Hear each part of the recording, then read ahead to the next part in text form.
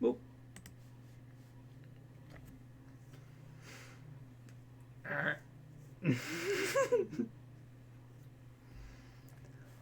Alright, where the hell was that? Oh, wait. There we go.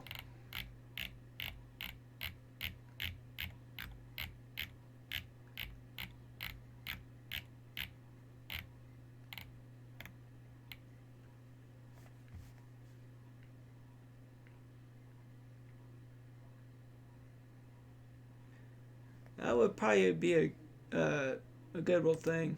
Uh, with the sock puppet. What was it gonna do? Oh yeah, it was.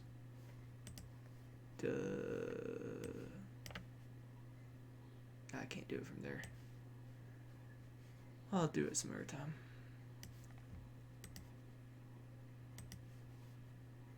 Nope, nope. Get over there. Chapter 8: The End of Marxism. Understanding the fundamental concepts and discoveries of a view of society and politics that today is more relevant than ever, helping us to overcome truncated modes of thought, teaching us to ask why things are as they are. Some durable basics: more right than wrong, more wealth, more poverty, a holistic science, learning to ask why. What's that, about 15 pages? Are there other chapters? Yeah, about that. That one's 11. That one was 13. Yeah. Oh, crap.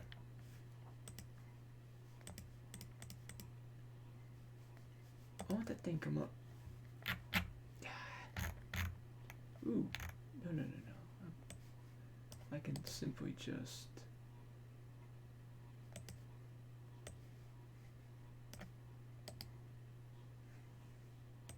copy.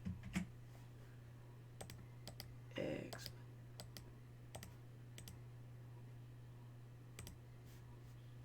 Next. What? Man. You're killing me.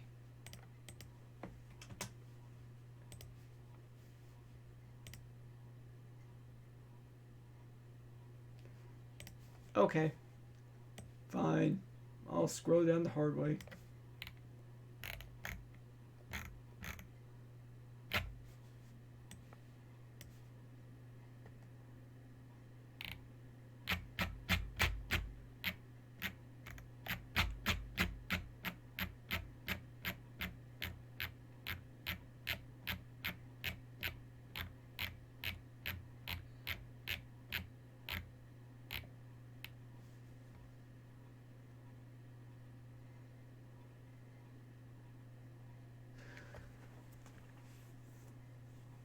As soon as I got there, I went into my own mind thinking about stuff. Zoning off.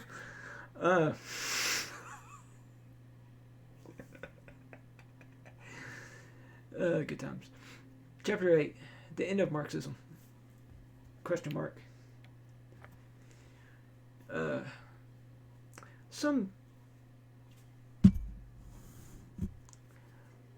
Some people say Marxism is a science, and others say it is a dogma, a bundle of reductionist, unscientific claims.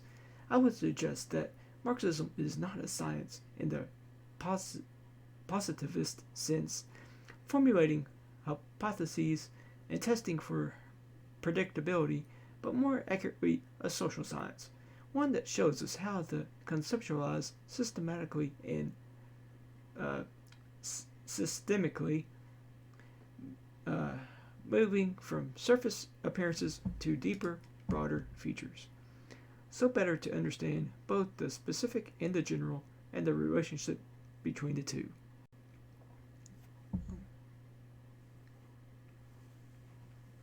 Yeah, should read that over.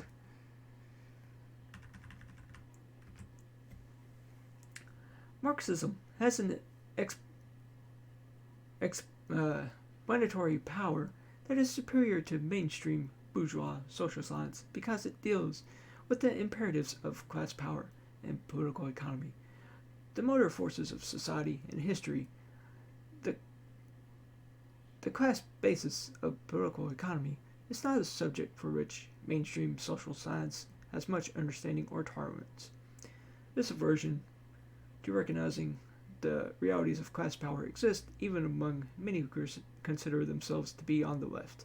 See the discussion on anything but class theorists in the next chapter. In 1915, Lenin wrote that, quote, bourgeois science will not even hear of Marxism, declaring that it has been refuted and annihilated. Marx is attacked with equal zest by young scholars who are making a career by refuting socialism, by decrepit elders who are preserving the tradition of all kinds of outworn systems. Unquote. I kind of think I zoned off in the middle of that. In 1915, Lenin wrote that, quote, bourgeois science will not even hear of Marxism, declaring that it has been refuted and annihilated. Marx is attacked with equal zest by young scholars who are making a career by refuting socialism, by decrepit elders who are preserving the tradition of all kinds of outworn systems. Unquote.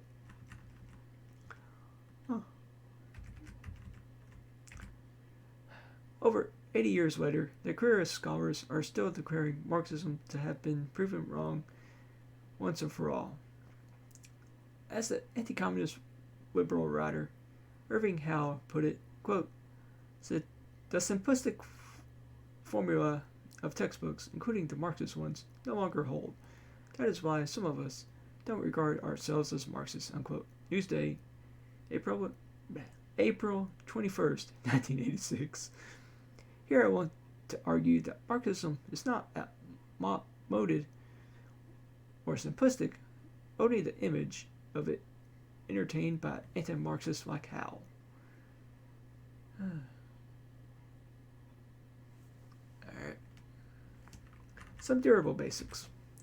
With the overthrow of communist governments in Eastern Europe and the Soviet Union, announcements about the moribund nature of, quote, Marxist dogma, unquote, poured forth with renewed vigor. But Marx's major work was Capital, a study not of, quote, existing socialism, unquote, which actually did not exist in his day, but of capitalism, a subject that remains terribly relevant to our lives. It would make more sense to declare Marxism obsolete if and when capitalism is abolished, rather than socialism. I wish to argue that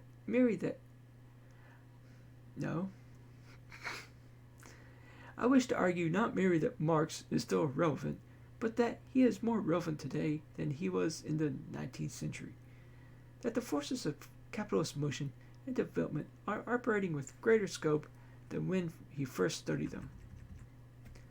This is not to say that everything Marx and Engels anticipated has come true. Their work was not a perfect prophecy, but an imperfect, incomplete science, like all sciences, directed toward understanding a capitalism that leaves its bloody footprints upon the world as never before. Some of Marxism's basic postulates are as follows. In order to live, human beings must produce. People cannot live by bread alone, but neither can they live without bread. This does not mean all human activity can be reduced to material motives, but that all activity is linked to a material base. A work of art may have no direct economic motive attached to it, yet its creation would be impossible if there did not exist the material conditions that allow the artist to create and show the work to interested audiences who have the time for art. What people need for survival is found in nature, but rarely in a form suitable for immediate consumption. Labor, therefore, becomes a primary condition of human existence.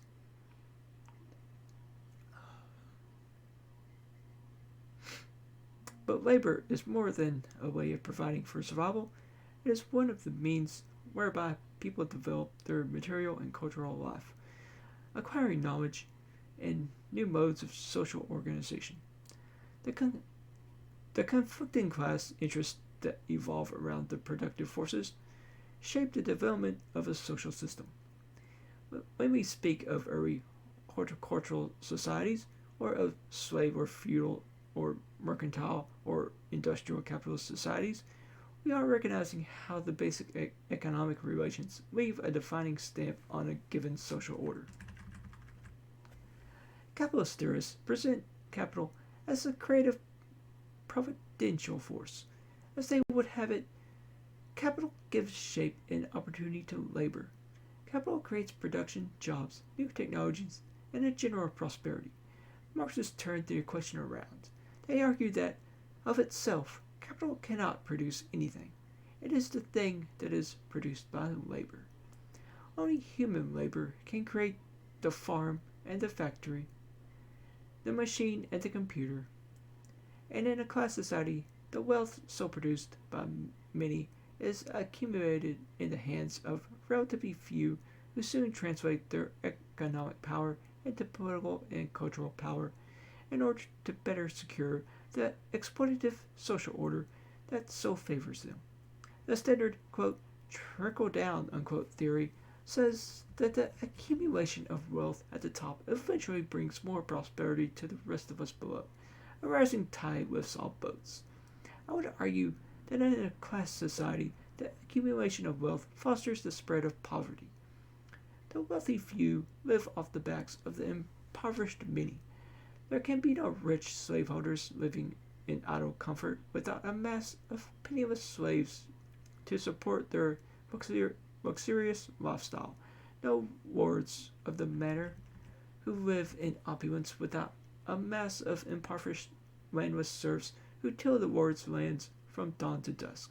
So too, under capitalism, there can be no financial moguls. Under capitalism, there can be no financial moguls and industrial tycoons without millions of underpaid and overworked employees. Alright, gotta pause for a second.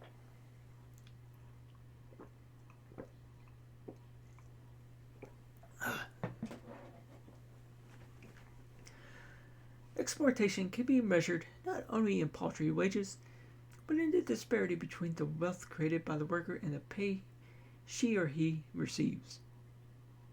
Interesting. He wrote it as she or he. Most people actually write it as I feel like most time you read it as he or she. Interesting. Very cool. Thus, some professional athletes receive dramatically higher salaries than most people, but compared to the enormous wealth they produce for their owners, and taking into account the rigors and relative brevity of their careers, the injuries sustained, and the lack of lifelong benefits, it can be said they are exploited at a far higher rate than most workers. Yeah, that space in between the F and the E in life really messed me up there. Oh. Conservative ideologues defend capitalism as a system that preserves culture, traditional values, the family, and the there's no "the" in that sentence. Damn it. Conservative ideologues defend capitalism as a system that preserves culture, traditional values, the family, and community. Marxists would respond that capitalism has done more to undermine such things than any other system in history, given its wars, colonizations, enforced migrations, its enclosures, evictions, poverty wages, child labor, homelessness, underemployment, crime, drug infestation, and urban squalor. Crap.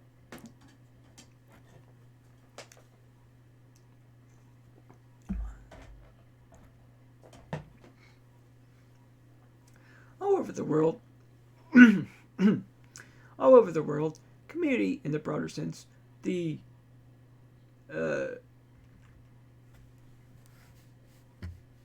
Gemeinschaft? Yeah, I don't know. Interesting.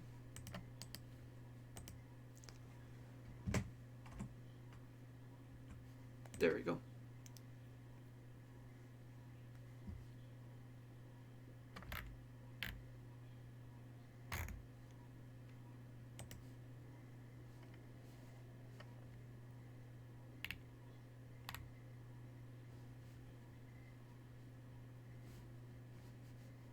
Oh, not that. Not that one. I guess this one.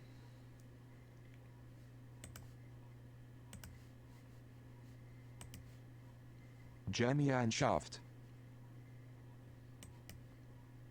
Gemeinschaft. Okay. All over the world, community in the broader sense, the Gemeinschaft, with its organic social relationships and strong reciprocal bonds of commonality and kinship, is forcibly transformed by global capital into commercialized, atomized, mass market societies.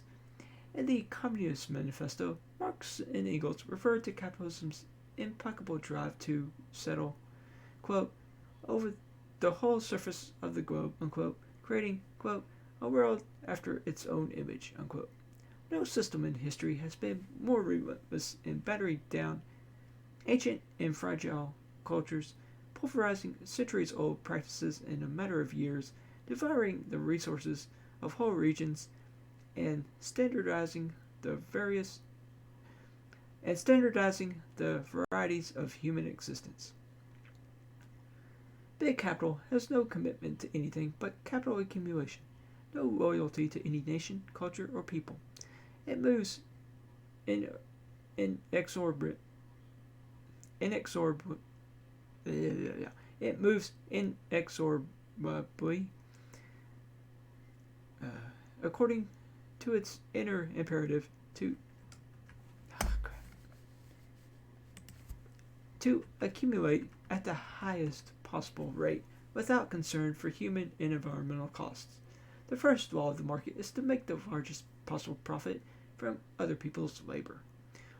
Private profitability, rather than human need, is the determining condition of private investment. There prevails a rational systematization of human endeavor in pursuit of a socially irrational end, quote, accumulate, accumulate, accumulate, unquote. More right than wrong.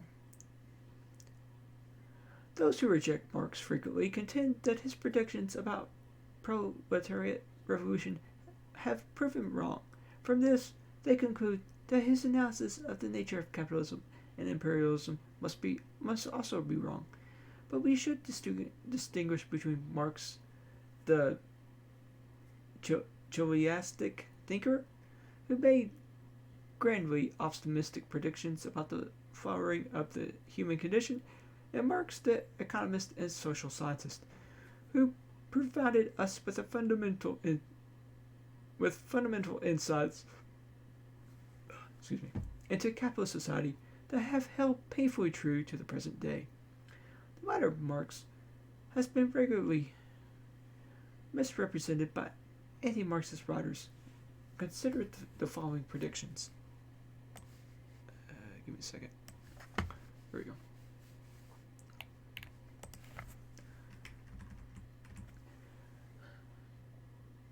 Business cycles and the tendency toward recession. Marx noted that something more than greed is involved in the capitalist's relentless pursuit of profit.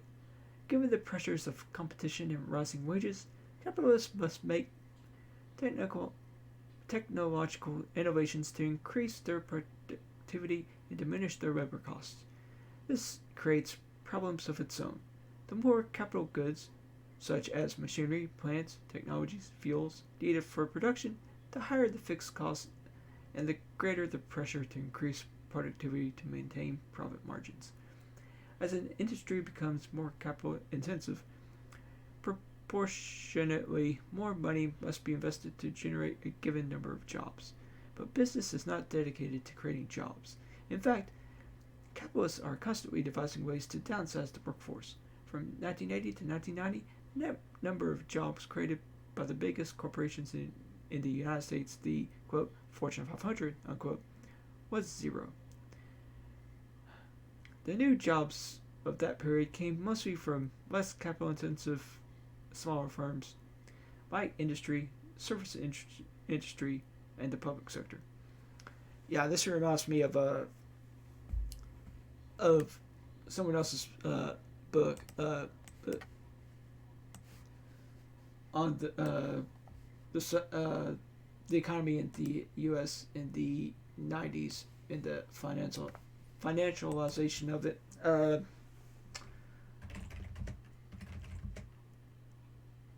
Yeah. Why did it remind me of it again? As I was thinking of bringing it up, I forgot what I was about to say.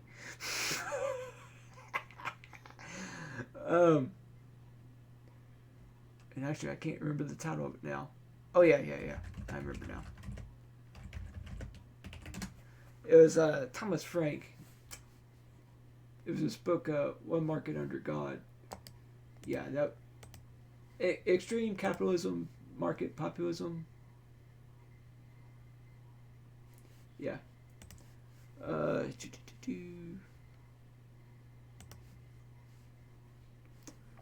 This book right here, and what part was it that made me think of it?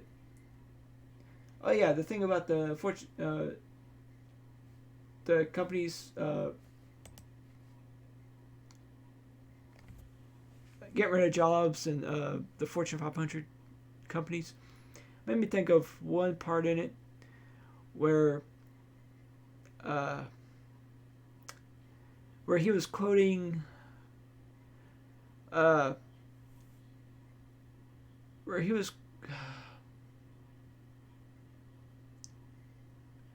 quoting like economists on like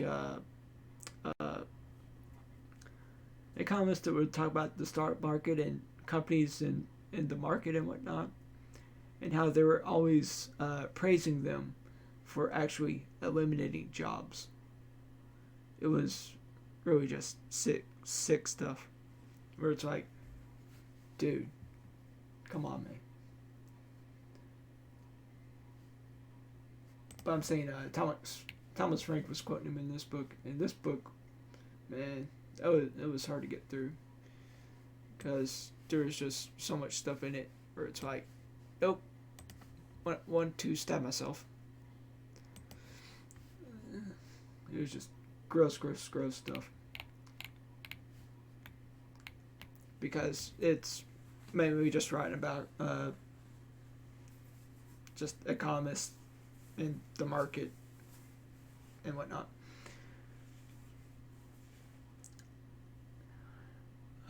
And I suppose I should say more of what was about market populism. So like what you would say for neoliberalism or whatever, where like the market is the democratizing force. There's nothing more. The idea that markets are far more democratic form of organization than democratically elected governments. It was just, man. So it's like, it would like talk about the petit bourgeois type people that at that time were suddenly all of a sudden have like getting into stocks as an individual and whatnot. And by I mean petit bourgeois, I mean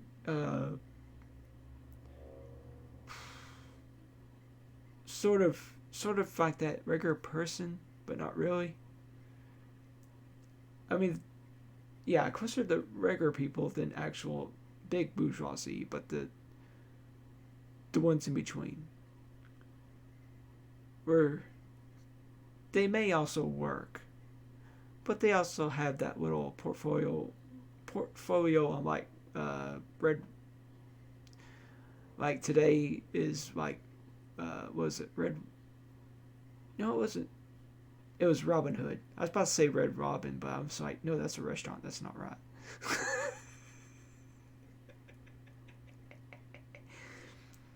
uh, yeah. All right, that was enough of that.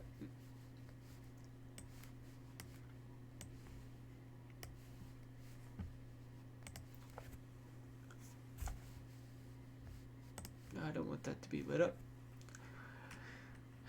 Since workers are not paid enough to buy back the goods and services they produce, Marx noted, there is always the problem of a disparity between mass production and aggregate demand. If demand slackens, owners cut back on production and investment. Even when there is ample demand, they are tempted to downsize the workforce and intensify the rate of exploitation of the remaining employees, seizing any opportunity to reduce benefits and wages. The ensuing drop in the workforce's buying power leads to a further decline in demand and to business recessions that inflict the greatest pain on those with the least assets. What the? Stupid bug. Marx foresaw this tendency for profits to fall and for protracted recessions. Marx foresaw this tendency for profits to fall and for protracted recessions and economic instability. As the economist Robert Heilbroner noted, this was an extraordinary prediction, but for in Marx's day, economists did not recognize boom and bust business cycles as inherent to the capitalist system, but today we know that recessions are a chronic condition and, as Marx also predicted, they have become international in scope. Capital concentration. When the Communist Manifesto first appeared in 1848, bigness was the exception rather than the norm. Yet Marx predicted that large firms would force out or buy up smaller adversaries and increasingly dominate the business world as capital became more concentrated. This was not the accepted wisdom of that day and must have sounded improbable to those who gave it any attention. But it has come to pass. Indeed, the rate of mergers and takeovers has been higher in the 1980s and 1990s than at any other time in the history of capitalism. Growth of the proletariat. Another of Marx's predictions is that the proletariat workers who have no tools of their own and must work for wages or salaries, selling their labor to someone else, must become an ever greater percentage of the workforce. In 1820, about 75% of Americans worked for themselves on farms or in small businesses and artisan crafts. By 1940, that number had dropped to 21.6%. Today, less than 10% of the labor force is self-unemployed. The same shift in the workforce can be observed in the Third World. From 1970 to 1980, the number of wage workers in Asia and Africa increased by almost two-thirds, from 72 million to 120 million. The tendency is towards the steady growth of the working class, both industrial and service workers, and as Marx predicted, this is happening globally, in every land upon which capitalism descends. Okay, so I was about to start laughing because the self-ownership point. It sadly made me think of a conversation in an early cutscene of Deus Ex, and I was about to start losing it. I actually held it together rather well. It was running through my mind like crazy, and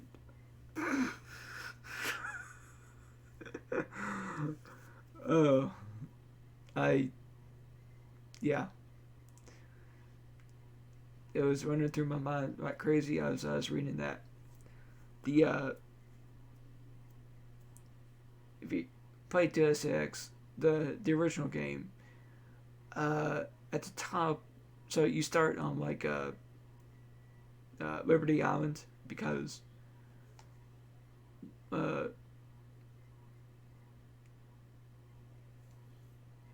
to go after there's someone being held hostage there in the statue. Well, one of the agents being held hostage there, and a quote terrorist group is holding them hostage and has a cure to the disease or something like that. Except, well, you know where this is going. If they're a terrorist group and they have a cure to the disease, well, or wait, I'm not sure if you know it's a cure at that point. But anyway, there's a dialogue in it. When you get to the very top, you meet the leader, and it's basically just a long dialogue cutscene. I guess I could bring it up to show why I thought of it. Oh, yeah, I didn't move that all the way off. I thought I did.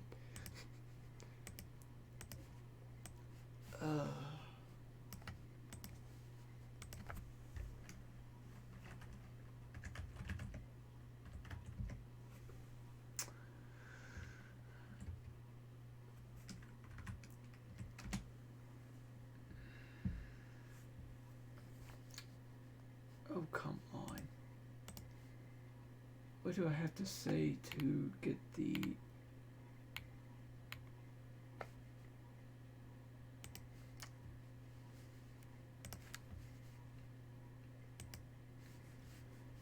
Okay, so, well, background first.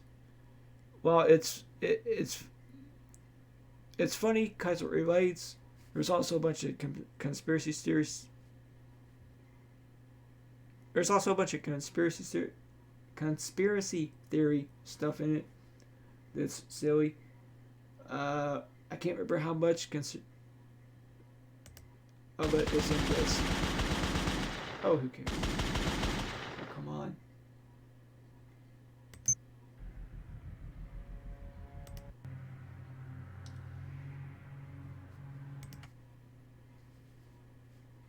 Oh, you bastard.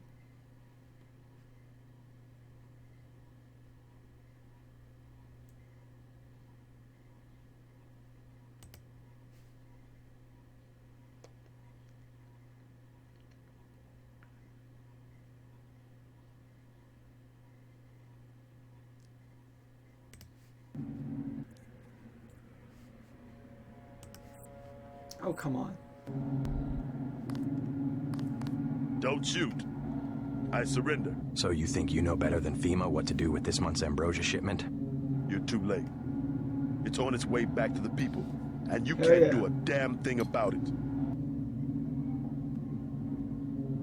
No, don't do that one. Tell me about the shipment, and I'll order the troops to pick you up as a prisoner instead of a corpse. Ask away. We already won this round. Where are you taking it? We're just giving ordinary people the same chance to survive as the bureaucrats in Washington. You'll have to unload in New York because the choppers would spot you at sea. I think the government made the plague on purpose to get rid of the population growth. Well done. It's all in the numbers. For 100 years, there's been a conspiracy of plutocrats against ordinary people. You have a single fact to back that up. Here we go. Number one, in 1945, corporations paid 50% of federal taxes. Now they pay about 5%. Number two, in 1900, 90% of Americans were self-employed. Now it's about 2%. So? It's called consolidation. Strengthen governments and corporations, weaken individuals. With taxes, this can be done That part imperceptibly over time. is like, wait a minute, that's going in a libertarian direction. No, no, no. Alright, I'm done.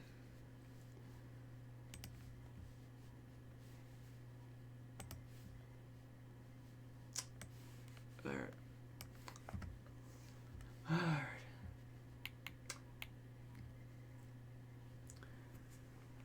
Proletarian Revolution. As capitalism develops, so will the proletariat, Marx predicted. We have seen that to be true, but he went further. With the growing misery and polarization, the masses would eventually rise up and overthrow the bourgeoisie and put the means of production under public ownership for the benefit of all. The revolution would come in the more industrialized capitalist countries that had large, developed working classes.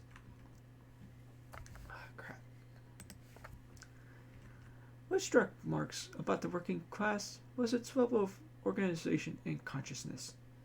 Unlike previously oppressed classes, the proletariat, heavily concentrated in urban areas, seemed capable of an unparalleled level of political development.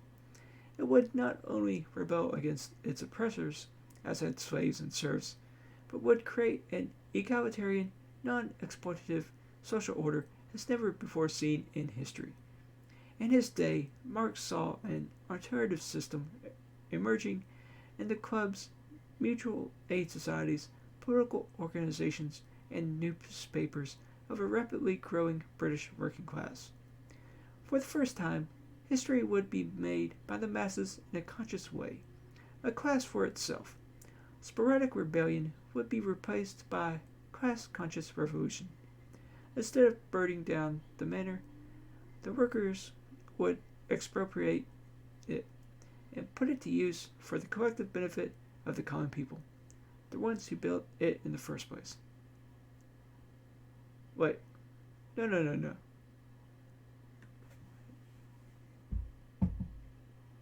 Oh yeah, with the Deus Ex thing, yeah.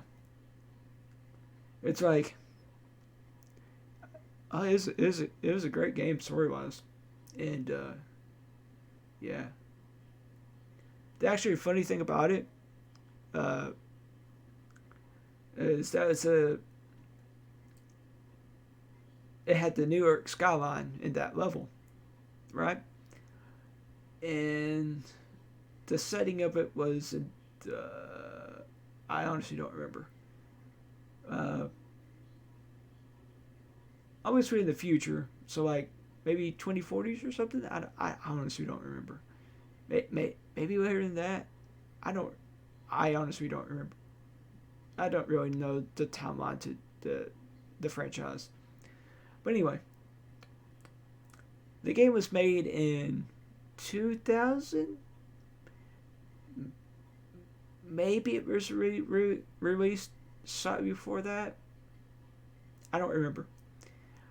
But the New York skyline in the background to that level, missing the Twin Towers. Supposedly because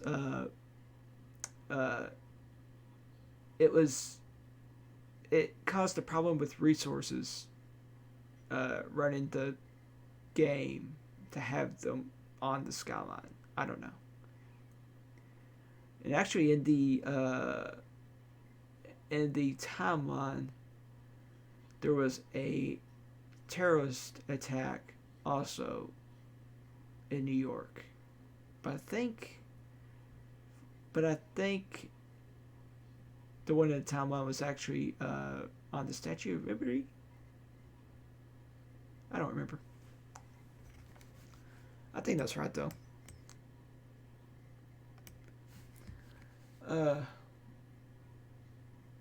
Also, as instead of burning down the manor, the workers would expropriate it. That made me think of Critique of the Gotha program. I think it was in that one. No. Sorry, the Civil War in France, where he says about the state that the working class can't, what was it? Can't lay hands to the ready-made machinery and use it for themselves. So yeah. Also, what was the other thing I thought of? Did I skipped over and didn't mention? There was something else. Fuck. That's what I get for not stopping at the time.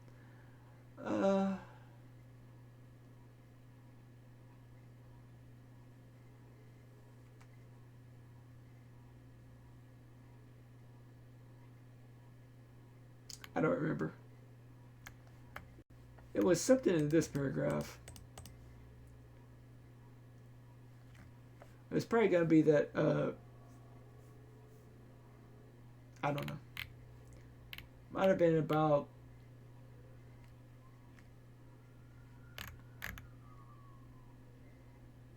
how it's been hard for that to happen because of the cultural stuff. Culture has been weaponized to keep it to happen. Culture, racism, all that good junk.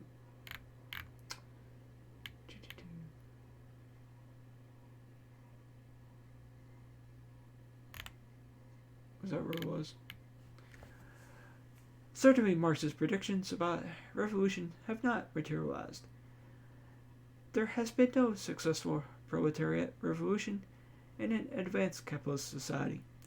As the working class developed, so did the capitalist state, whose function has been to protect the capitalist class with its mechanisms of police suppression and its informational and cultural hegemony.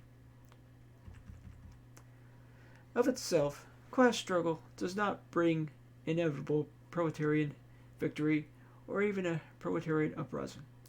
Oppressive social conditions may cry out for revolution, but that does not mean revolution is forthcoming. This point is still not understood by some present-day leftists.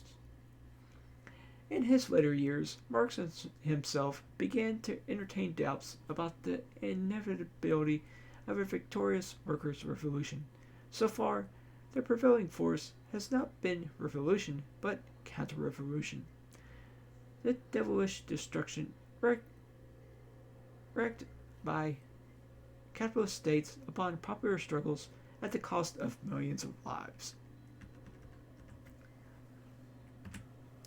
Marx also underestimated the extent to which the advanced capitalist state could use its wealth and power to create a variety of institutions that retard and distract popular consciousness or blunt discontentment through reform programs. Contrary to his expectations, successful revolutions occurred in less developed, largely peasant societies such as Russia, China, Cuba, Vietnam, though the proletariats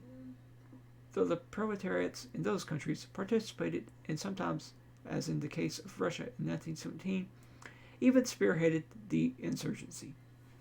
Though Marx's predictions about revolution have not materialized as he envisioned, in recent years there have been impressive instances of working-class militancy in South Korea, South Africa, Argentina, Italy, France, Germany, Great Britain, and dozens of other countries, including even the United States.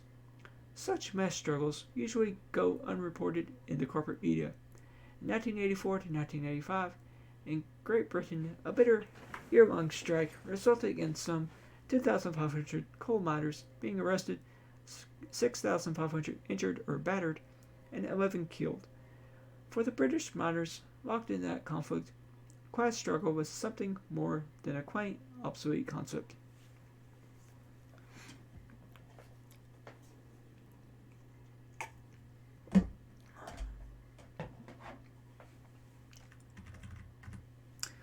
In other countries, in Nicaragua, a mass uprising brought down the hated Somoza dictatorship. In Brazil, in 1980 to 1983, As Peter Worsley observes, quote, the Brazilian working class has played precisely the role assigned to it in 19th century Marxist theory, paralyzing Sao Paulo and a succession of enormous mass strikes that began over bread and butter issues, but which in the end forced the military to make major political concessions, notably the restoration of a measure of authentic party political life, unquote. Revolutions are relatively rare occurrences, but popular struggle is a widespread and constant phenomenon.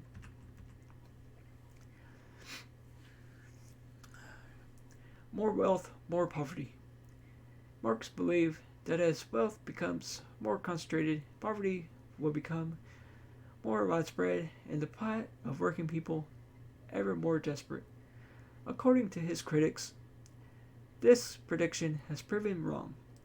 They point out that he wrote during a time of raw industrialism, an era of robber barons, and the 14-hour workday. Through persistent struggle, the working class improved its life conditions from mid-19th to the mid-20th centuries. Today, mainstream spokespersons portray the United States as a prosperous middle-class society.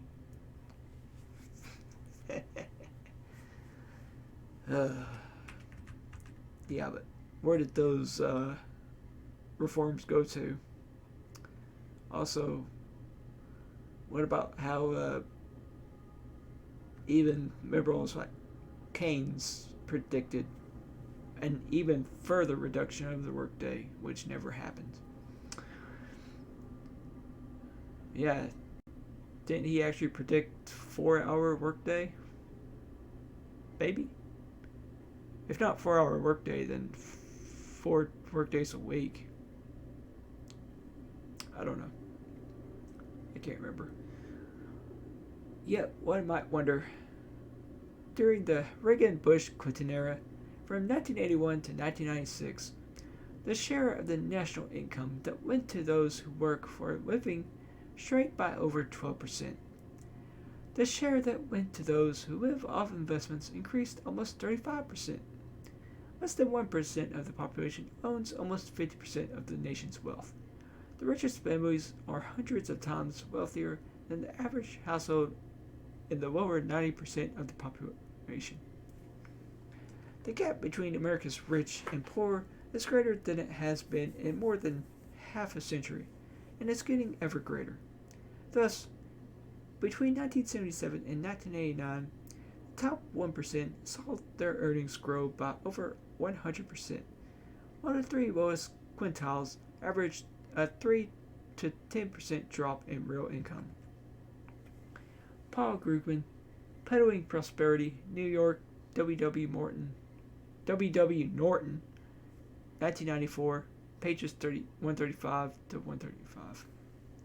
Pages 134 to 135. Blah. The New York Times, June 20th, 1996, reported the income disparity in 1995, quote, was wider than it has been since the end of World War II, unquote. The average income for the top 20% jumped 44% from $73,754 to $105,945 between 1968 and 1994, while the bottom 20% had a 7% increase from $7,202 to $7,762, or only $560 in constant dollars. Wait, did the other two numbers? I didn't actually say dollars in it, did I?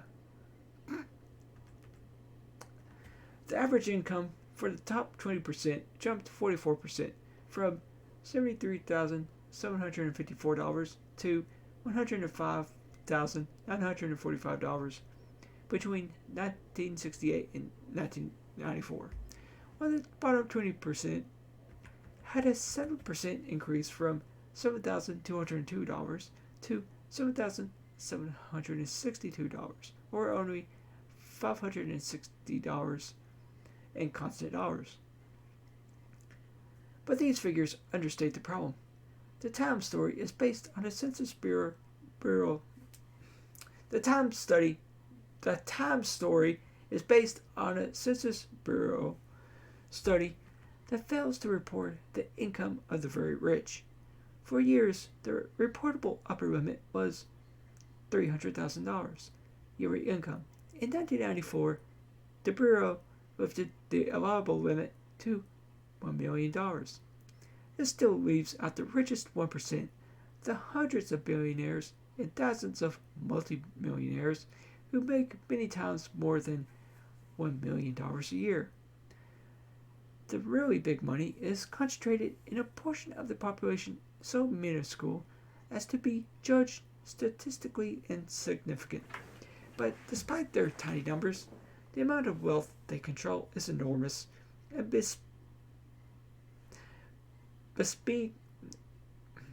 bespeaks an income disparity 1,000 times greater than the spread allowed by the Census Bureau figures.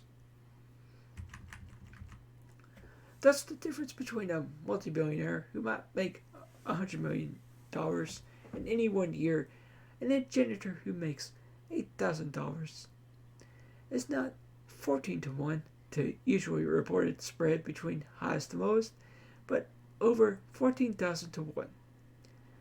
Yet the highest incomes remain unreported and uncounted.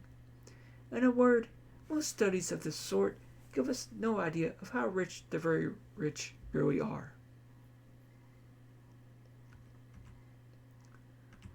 When asked why this procedure was used, a Census Bureau official told my research assistant that the Bureau's computers could not handle higher amounts.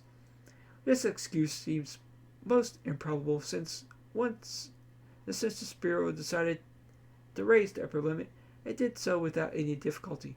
Another reason he gave was confidentiality.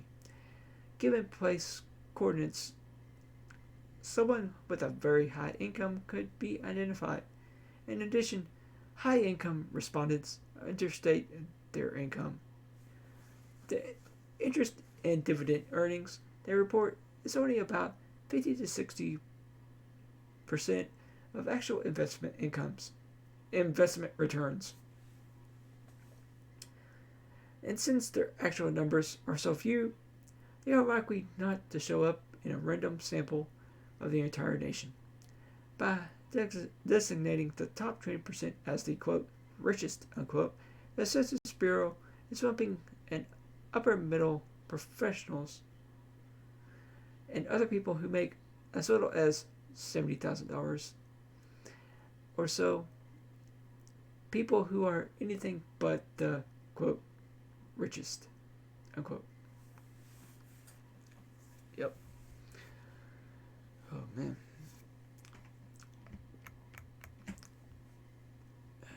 Gotta do that even more, because I haven't had even more trouble with that smaller print.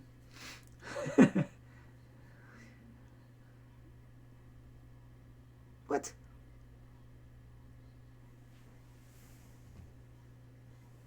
Don't you do that to me.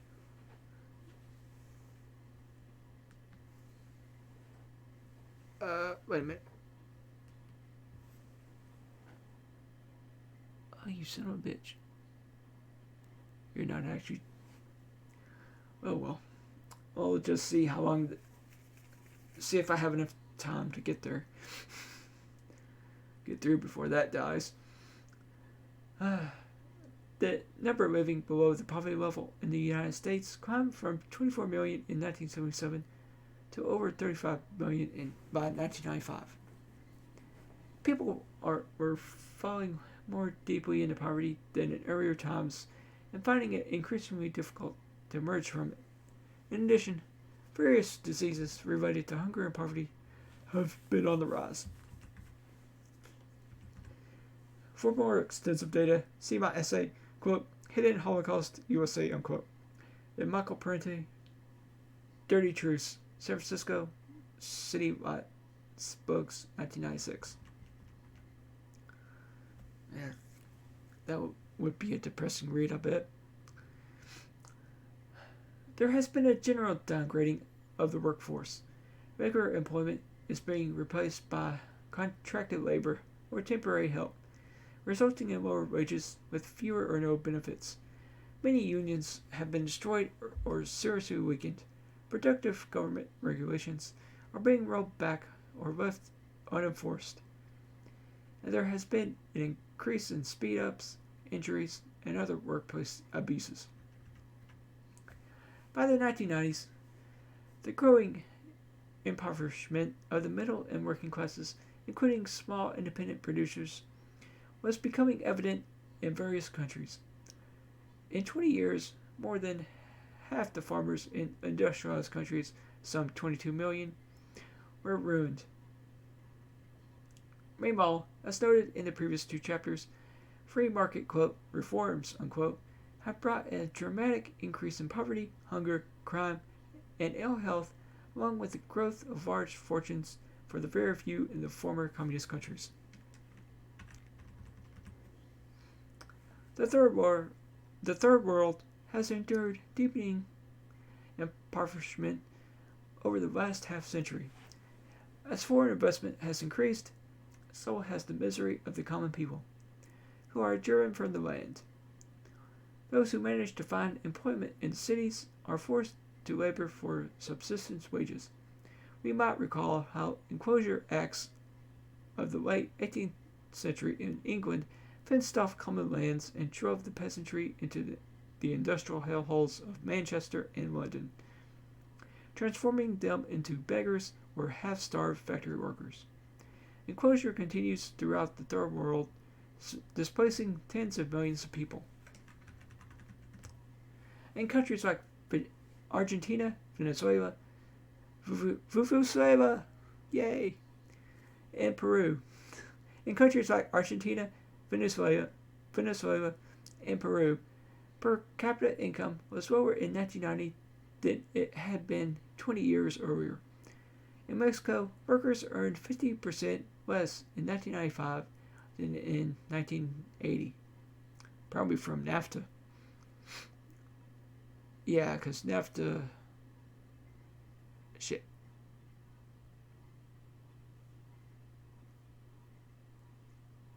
Yeah, that's probably from NAFTA from Mexico, because it... Shit. Because NAFTA was passed in 93 or 94. It was definitely after Clinton got into office.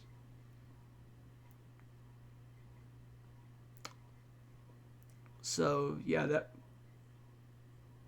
So it was 95 at the end there. NAFTA probably had something to do with it. 1/3 of Latin America's population, some 130 billion, live in utter destitution, while tens of millions more barely manage. In Brazil, the purchasing power of the lower income brackets declined by 50% between 1940 and 1990, and at least half the population suffered varying degrees of malnutrition. In much of Africa, misery and hunger have assumed horrendous proportions. In Zaire, 80% of the people live in absolute penury. In Asia and Africa, more than 40% of the population linger at the starvation level. Marx predicted that an expanding capitalism would bring greater wealth for the few and growing misery for the many. That seems to be what is happening and on a global scale. Did I say that word right? I kind of got to check because it's going to bother me.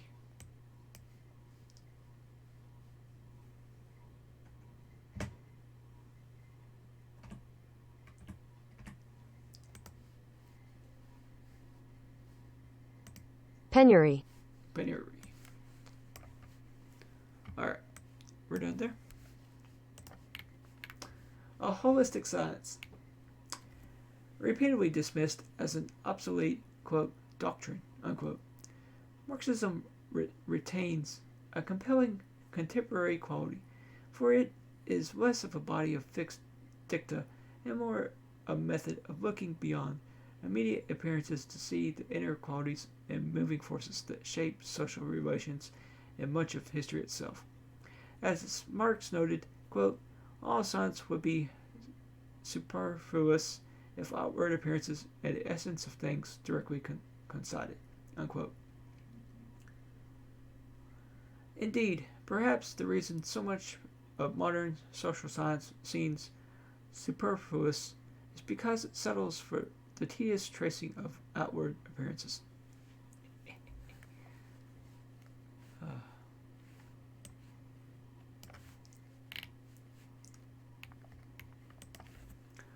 To understand capitalism, one must first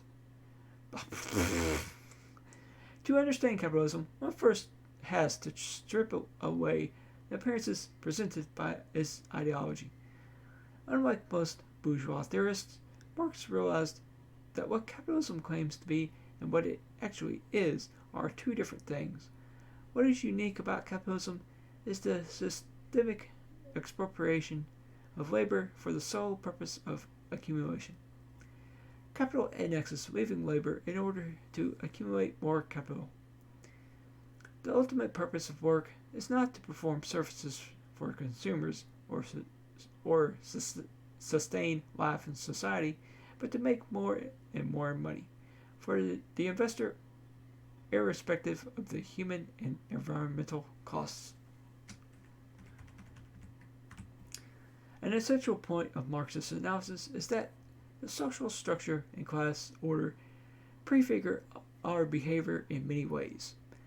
Capitalism moves into every area of work and community, harnessing all of social life to its pursuit of profit.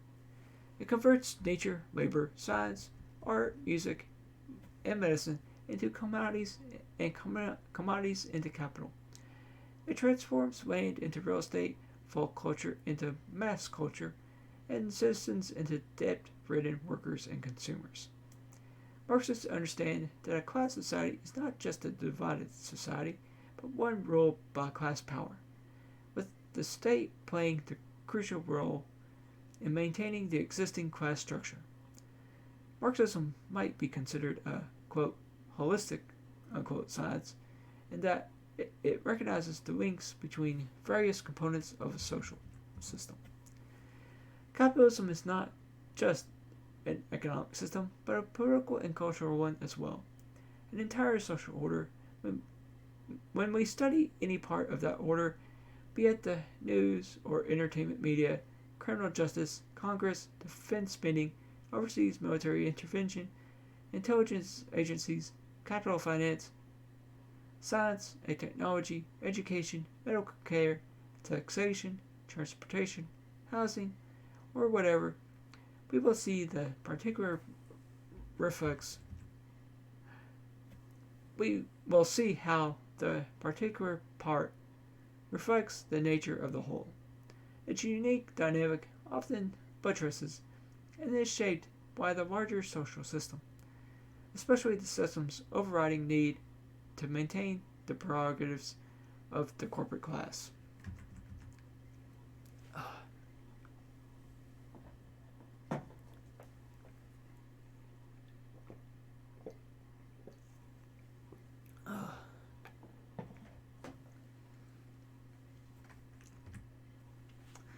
In keeping with the system's sustaining function, the major news media present reality as a scatter of events and subjects that ostensibly bear little relation to each other or to a larger set of social relations.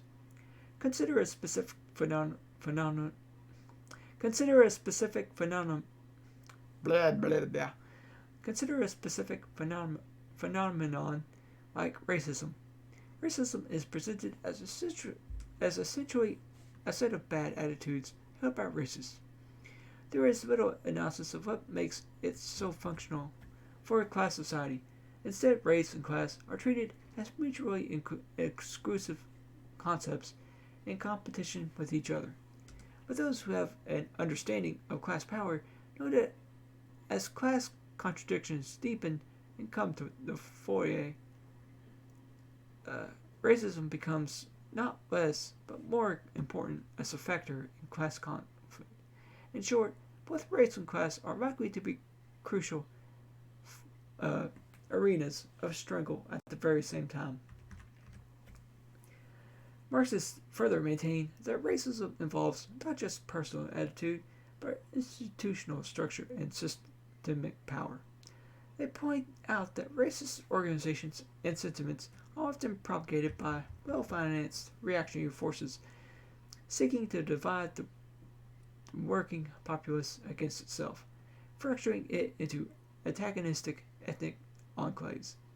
Marxists also point out that racism is used as a means of depressing wages by keeping a segment of the labor force vulnerable to super exploitation. To see racism in the larger context of corporate society is to move from a liberal complaint to a radical analysis. Instead of thinking that racism is an irrational output of a basically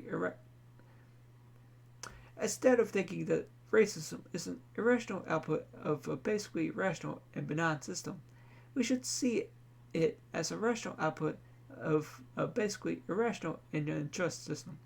By, quote, rational, unquote, I mean purposive and functional and sustaining the system that nurtures it.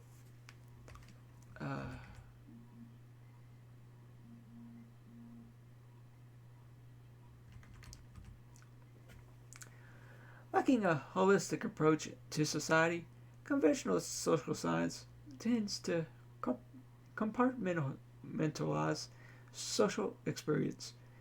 So we are asked to ponder whether this or that phenomenon is cultural or economic or psychological, when usually it is a blend of all these things. Thus, an automobile is unmistakably an economic artifact, but it also has a cultural and psychological component, and even an aesthetic dimension. We need a greater sense of how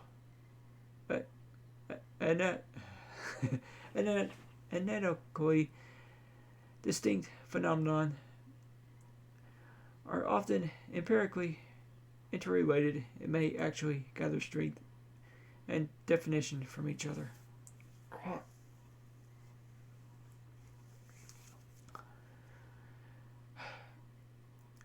We may need a greater sense of how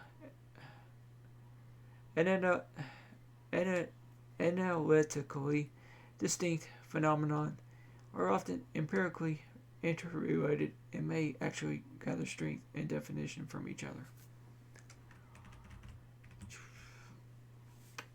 Marxists do not accept the prevalent view of institutions as just, quote, being there, unquote.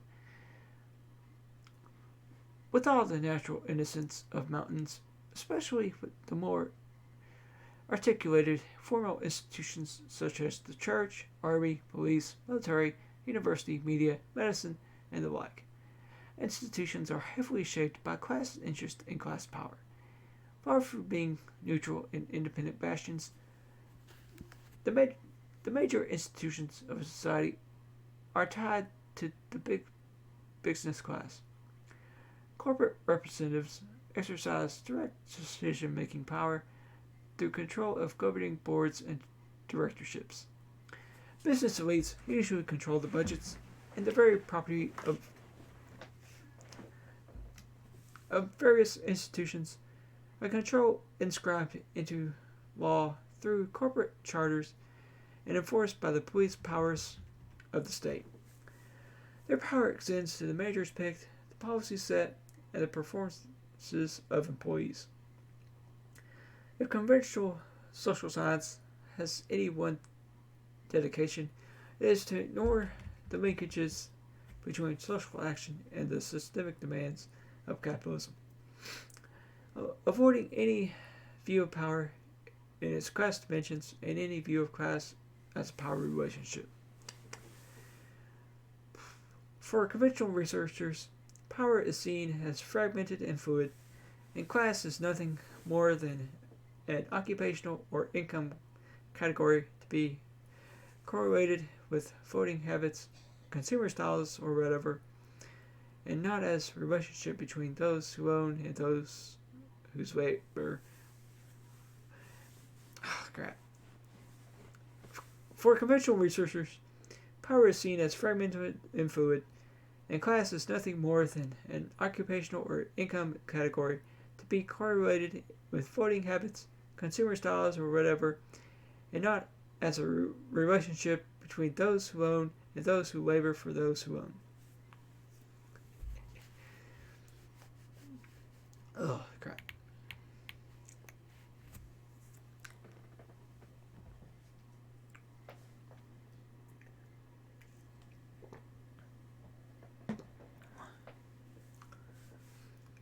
In the Marxist view, there can be no such thing as a class as such, a social entity upon onto.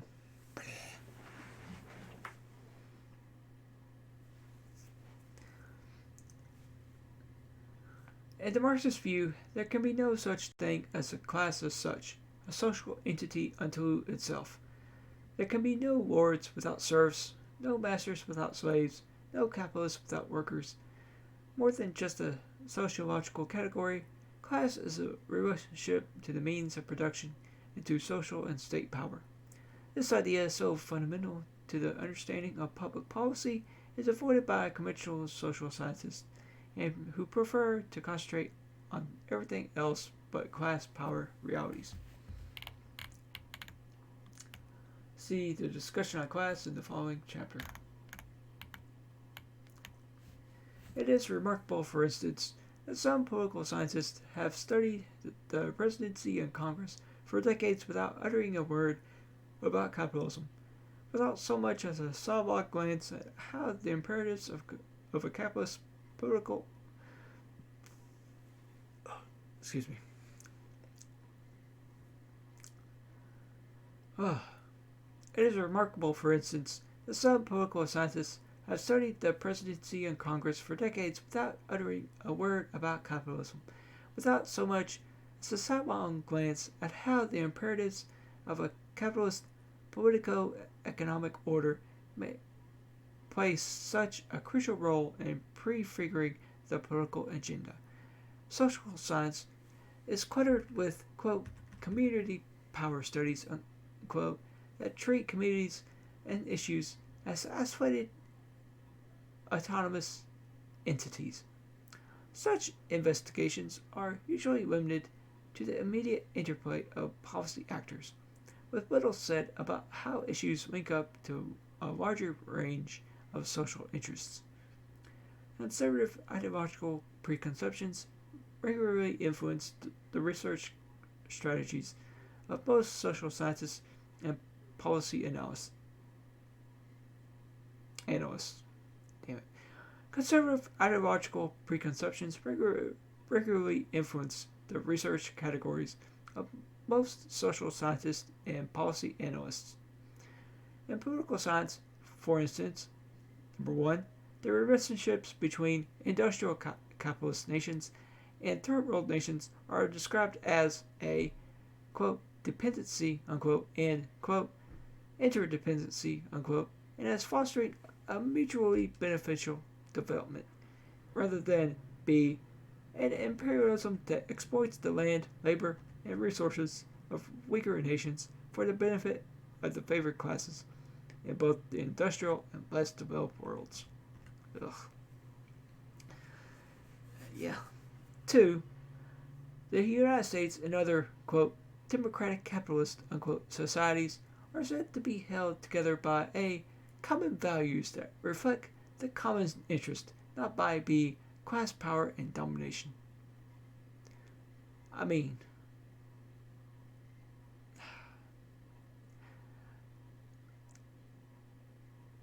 I will say kind of both, because the common quote unquote values are those of the of that of the of the class and power. Well, not just the class and power, not just the main class and power, but the petite bourgeoisie. Not yeah, the petite bourgeoisie are the foot soldiers. Like what is it? Where the definition of fascism would be how it's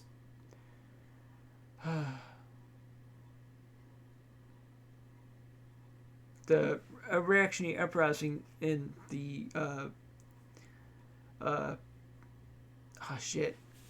I'm trying to remember, but I actually wrote this out there today, and I'm trying to remember exactly how I wrote it, and I'm having trouble. Give me a second. I can find that really. I'm pretty sure I can find that real easily. Where is it? Oh, son of a bitch. There we go. There we go.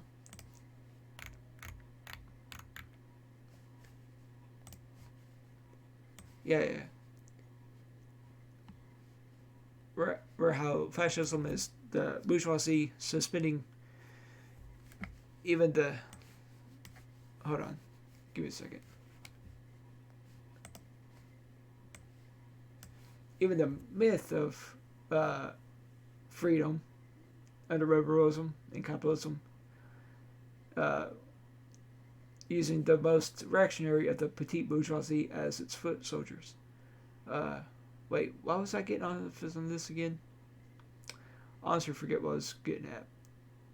Oh, crap. I lost my train of thought. Oh yeah, but the common values, yeah, because the most reactionary of the most reactionary of the bourgeoisie are typically they have the most power in the elections and whatnot. The elections in democratic capitalist states. So yeah, it's more or less both. So it's class power because there is a ruling class, but that ruling class has its common values they want to use to dominate the rest. Well, that and their class influence. Yeah, that's what I was trying to get at. Yeah. Number 3, the fragmentation of power in the political process is supposedly indicative of a fluidity in democratization. A fluidity in democratization of interest group pluralism rather than B, the pocketing and structuring of power in unaccountable and undemocratic ways. What was this again? I gotta.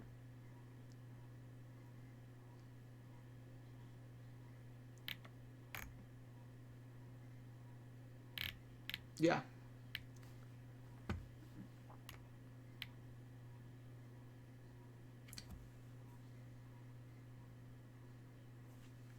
I'm gonna actually go back up to read from here again because I messed myself up. Conservative ideological preconceptions regularly influence the research strategies of most social scientists and policy analysts. In political science, for instance, 1. The relationships between industrial capitalist nations and third world nations are described as a dependency and interdependency, and as fostering a mutually beneficial development rather than B, an imperialism that exploits the land, labor, and resources of weaker nations for the benefit of the favored classes in both the industrial and less developed worlds. 2. The United States and other democratic capitalist societies are said to be held together by A. Common values that reflect the common interest, not B. Class power and domination. Number 3. The fragmentation of power in the political process is supposedly indicative of A. Fluidity and democratization of interest group pluralism, rather than B. Pocketing and structuring of power in unaccountable and undemocratic ways. Number 4. The mass propagation of conventional political beliefs is described as a political, quote, socialization, unquote, and, quote, education for citizenship, unquote, and is treated as a desirable civic process rather than be an indoctrination that distorts the information flow and warps the public's critical perceptions.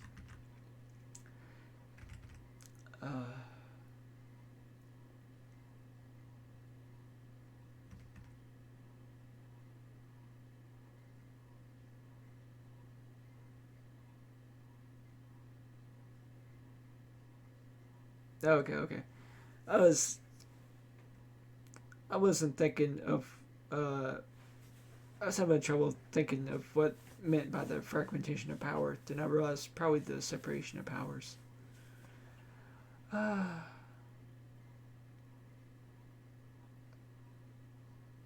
Or no.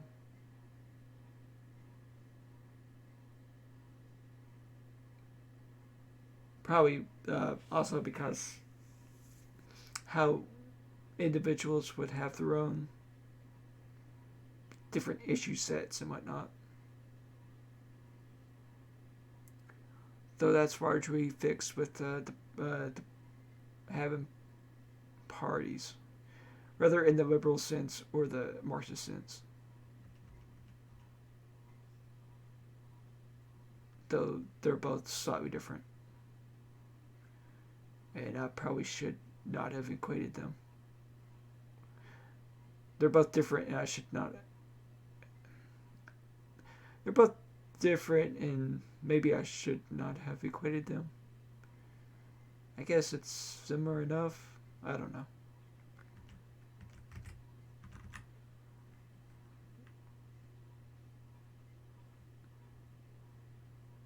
Well, I don't have someone to yell at me if I got that wrong, so. Moving on. In each of these instances, mainstream academics offer version A not as a research finding, but as a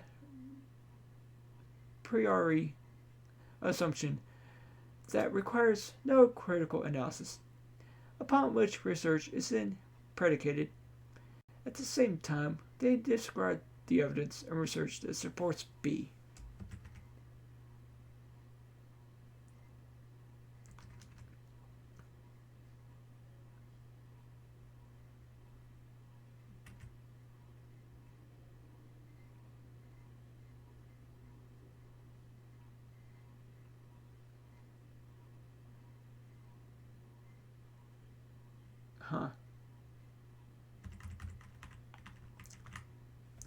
By ignoring the dominant class conditions that exercise such an influence over social behavior, conventional social science can settle on surface factualness, trying to explain immediate actions in exclusively immediate terms. Such an approach places a high priority on epiphenomenal and idiosyncratic explanations. The peculiarities of specific personalities and situations. What is habitually overlooked in such research and in our in our news reports, our daily observations, and sometimes even our political struggles, is the way seemingly remote forces may prefigure our experiences. Learning to ask why. When we think about Marxist perspective, that is, without considering class interest and class power, we seldom ask why certain things happen. Many things are reported in the news, but few are explained. Little is said about how the social order is organized and whose interests prevail. Devoid of a framework that explains why things happen, we are left to see the world, as do mainstream media pundits, as a flow of events, a scatter of particular developments and personalities are related to a larger set of social relations, propelled by happenstance, circumstance, confused intentions, and individual ambition, never by powerful class interests, and yet producing effects that serve such interests with impressive regularity. Ah.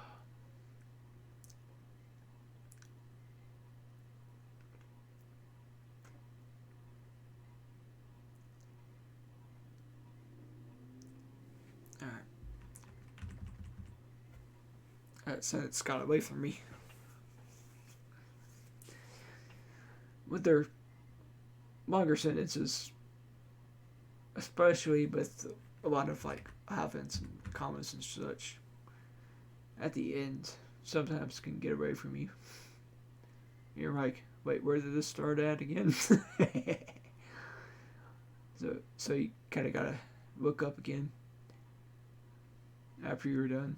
I'm like, oh yeah, just awful. Thus we fail to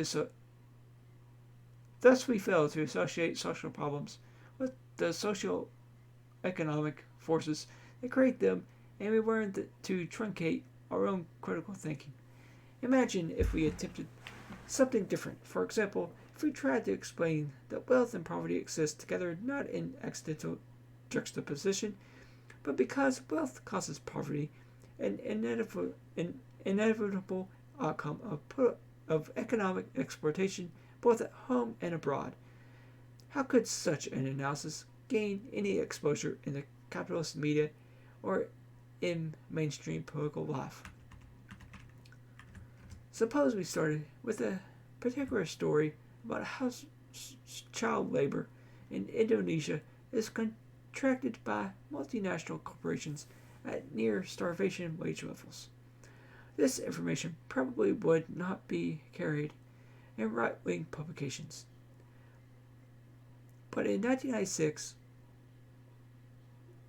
it did appear, after decades of effort by some activists in the centrist mainstream press. But if we then crossed a line and said that these exploitative employer-employee relations are backed by the full might of the Indonesian military government, what if we then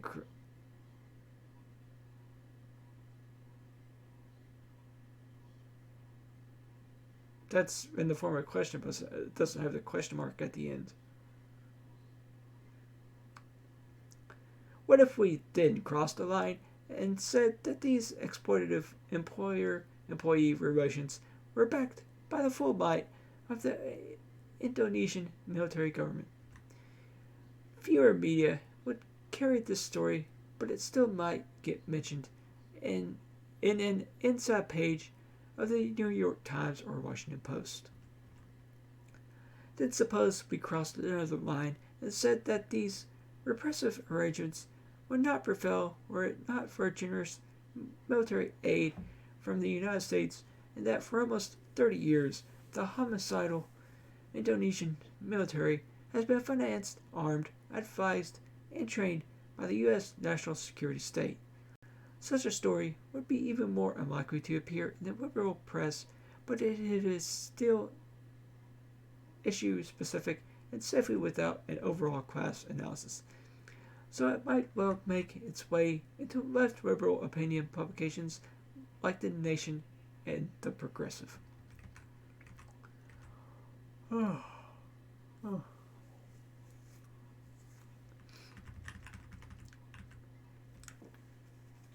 Oh, crap.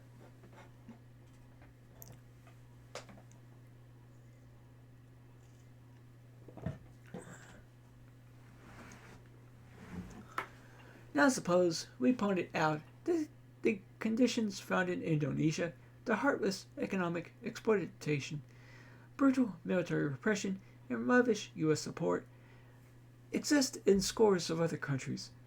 Suppose we then crossed that most serious line of all, and instead of just deploring this fact, we also asked why.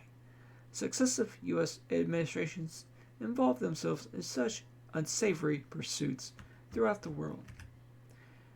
And what if, then, we tried to explain that the whole phenomenon is consistent with the U.S. dedication to making the world safe for the free market and the giant multinational corporations, and that the intended goals are A.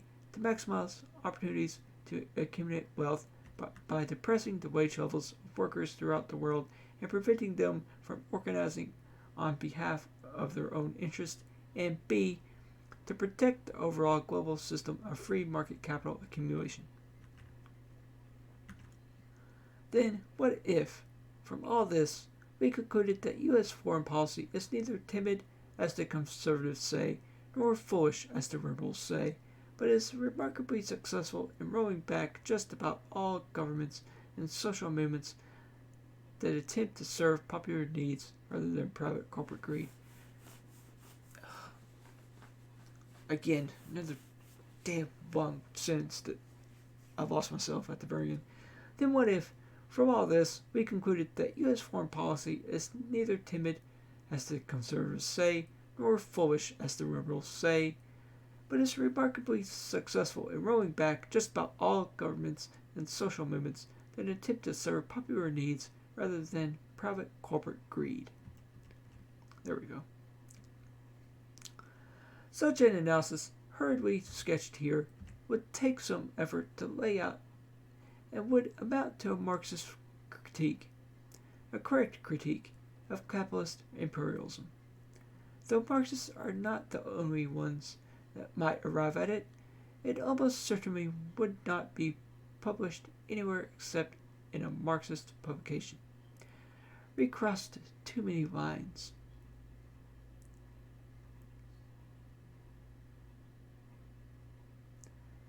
Because we tried to explain the particular situation, child labor, in terms of a larger set of social relations, corporate class power, our presentation would be rejected out of hand as, quote, ideological, unquote. Fuck off. I mean, it's totally true, but those people need to fuck off. The perceptual taboos imposed by the dominant powers teach people to avoid thinking critically about such powers. I mean, yeah.